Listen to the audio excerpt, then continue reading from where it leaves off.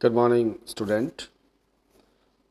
Video की श्रृंखला में आज हम चर्चा करेंगे कि किस तरह से समाजशास्त्र का एक विषय के रूप में उद्भव हुआ तथा कौन कौन से ऐसे कारक थे जिन्होंने समाजशास्त्र के उद्भव में अपना योगदान प्रदान किया। समाजशास्त्र का जो उद्भव है वो यूरोपीय महाद्वीप में उस समय हुआ बच्चों, जिस समय वहाँ की जो जनता है वो सामंतवादी जो व्यवस्था है उसके प्रति असहज और असुरक्षित महसूस करने लगे थी। उस समय की जो परिस्थितियाँ थी उससे निजात पाने के लिए समाजशास्त्र जैसे विषय का उद्भव हुआ था।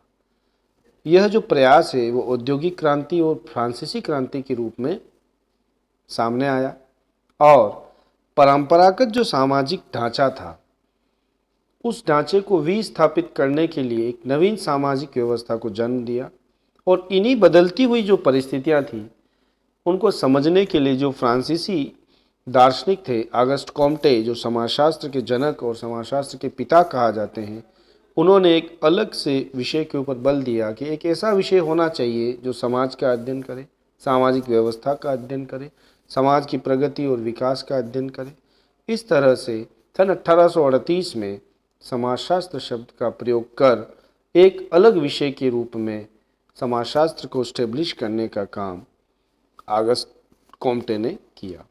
समाजशास्त्र के जो उद्भव के जो कारक हैं उसमें यूरोप की जो ऐतिहासिक दशाएं हैं या उनकी जो तत्कालीन समाज की जो सामाजिक परिस्थितियां थी और जो बौद्धिक संवेदनाएं थी, ये सब मिलाकर जब Saint Simon, Karl Marx, Auguste Comte आदि चिंतकों ने जो विचार अभिव्यक्त किए उसी के आधार पर समाजशास्त्र विषय का उद्भव हुआ। अब इसमें जो मुख्य कारक हैं उसके ऊपर हम चर्चा करेंगे। उसमें है ऐतिहासिक कारक, बौद्धिक कारक और सामाजिक कारक। मैं एक एक करके आपको चर्चा करूँगा। सबसे पहला समाजशास्त्र के उद्भव में हम चर्चा करेंगे ऐतिहासिक कारक की।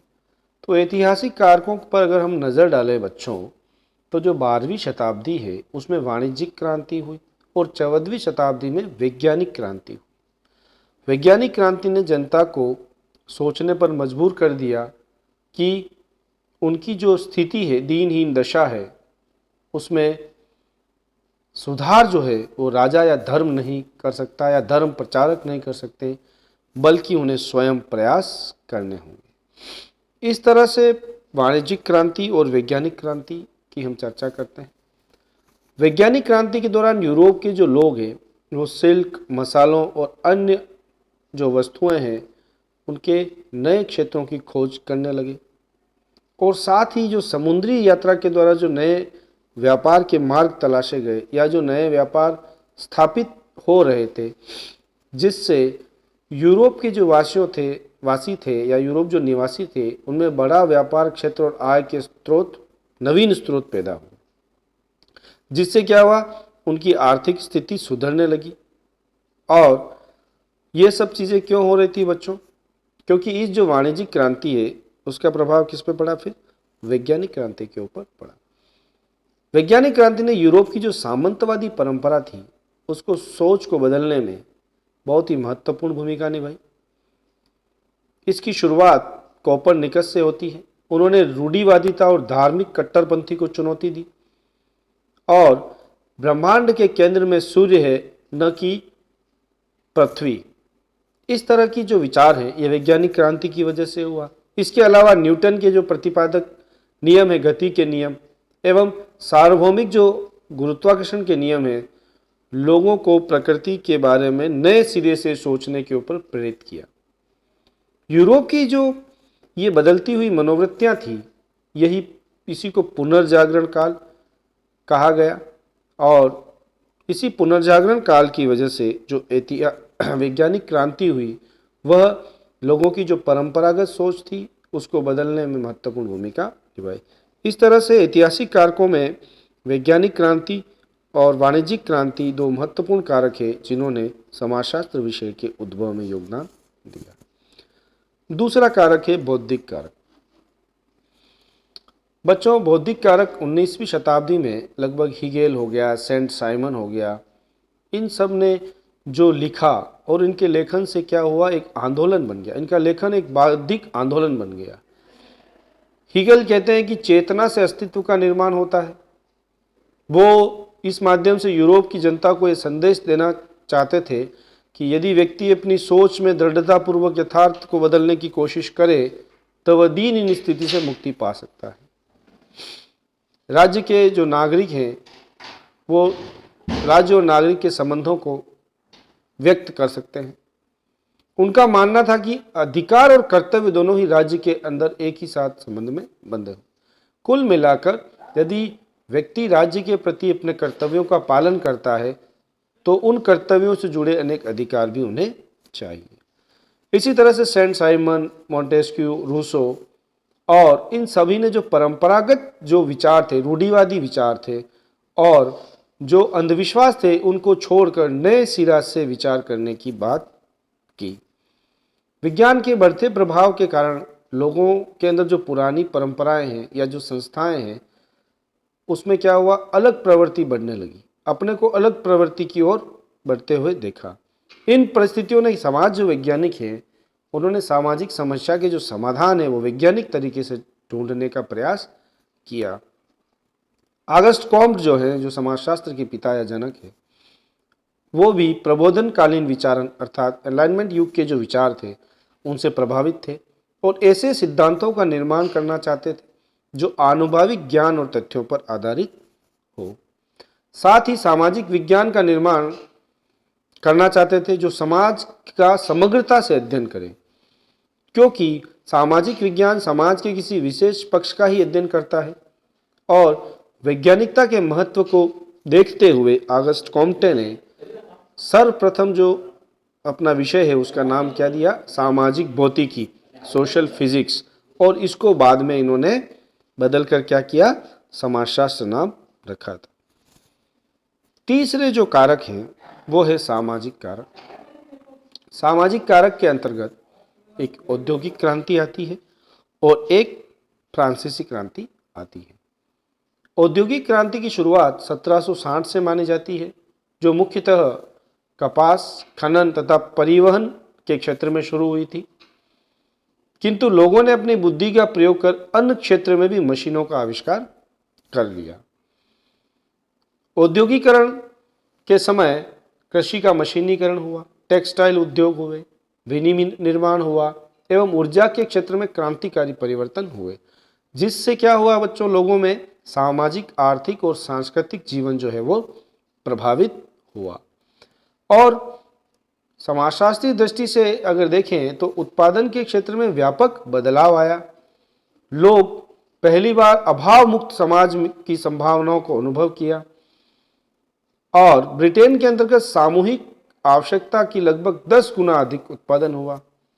इस संपन्नता ने लोगों की बौद्धिक सोच में बहुत परिवर्तन लाया, क्योंकि औद्योगिक क्रांति से पहले क्या था कि मनुष्य जो है अपनी दरिद्रता का कारण किसको बताता था, प्राकृतिक या देवी शक्तियों की इच्छाओं का प्रतिफल मानता था।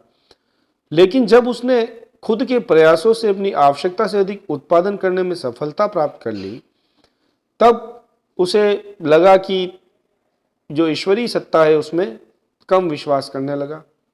और इससे क्या हुआ, एक नए विचार का जन्म हुआ कि दरिद्रता का कारण जो है वो क्या है, हमारा शोषण या हमारी अज्ञानता है। इसमें ईश्वर की कोई भूमिका नहीं है, अर्थात ईश्वर जो है वह, उसकी सत्ता का कोई रोल नहीं है। इस क्रांति के दौरान क्या हुआ, लोग कृषि कार्य को छोड़कर फैक्ट्री की काम में तलाश करने लगे, शहरों की ओर पलायन किए। इस तरह क्रांति के दौरान अर्थात औद्योगिक क्रांति के दौरान उत्पादन, विनिर्माण और वितरण, इनमें बदलाव दिखाई दिया। इस बदलती व्यवस्था के साथ अपराध, संगठित अपराध, मालिक कर्मचारी विवाद आदि चुनौतियां सामने आई।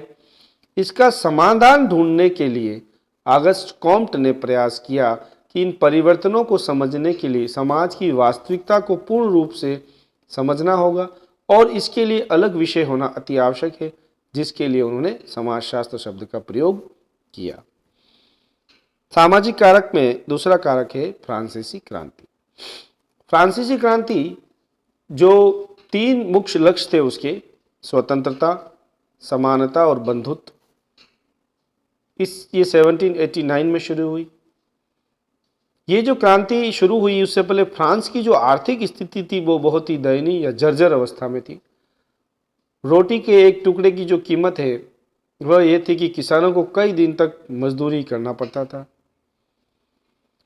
बोर्बन का राजवंश जो राजा लुई 16वां इस संकट से लोगों को बाहर लाने में असफल रहा। जनता भूखे मर रही थी। दूसरी तरफ जो राजवंश के परिवार के सदस्य उसके कर्मचारी थे वो विलासितापूर्ण जीवन जी रहे थे।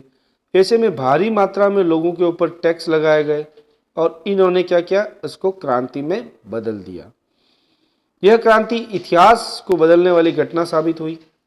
इसने पुराने नियमों और विशेषाधिकारों को पीछे छोड़ दिया एवं समतावादी जो व्यवस्था है उसके स्थान पर नई व्यवस्था का निर्माण किया।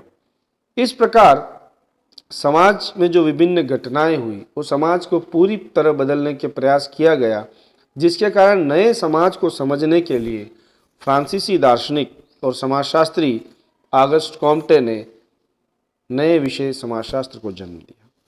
तो बच्चों, हमने इस वीडियो में चर्चा की कि समाजशास्त्र का उद्भव किन किन कारणों से हुआ और किस तरह से ऐतिहासिक कारक, बौद्धिक कारक और सामाजिक कारकों ने व्यवस्था को प्रभावित किया, व्यवस्था में परिवर्तन हुआ और किस तरह से ऑगस्ट कॉम्टे ने एक नए विषय के रूप में समाजशास्त्र का स्टेब्लिशमेंट किया।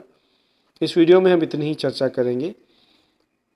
आगे हम अलग अलग जो टॉपिक हैं आपके सिलेबस GGTU के अकॉर्डिंग, उसमें अलग अलग विषयों पर हम वीडियो के ऊपर चर्चा करेंगे जो आपके परीक्षा की दृष्टि से महत्वपूर्ण होंगे। आप लोगों को इस वीडियो के अंतर्गत जो डिटेल दी गई है, इस वीडियो को आप सुनेंगे बार बार और नोट्स बनाएंगे, उससे आपको समझ में आ जाएगा। यह वीडियो विशेष तौर पर GGTU के जो छात्र हैं, जो सोशलॉजी के फर्स्ट ईयर के छात्र हैं, उनके लिए बनाया गया है। अगले वीडियो में फिर किसी अन्य टॉपिक के साथ अपन चर्चा करेंगे। तब तक के लिए धन्यवाद। जय हिंद, जय भारत।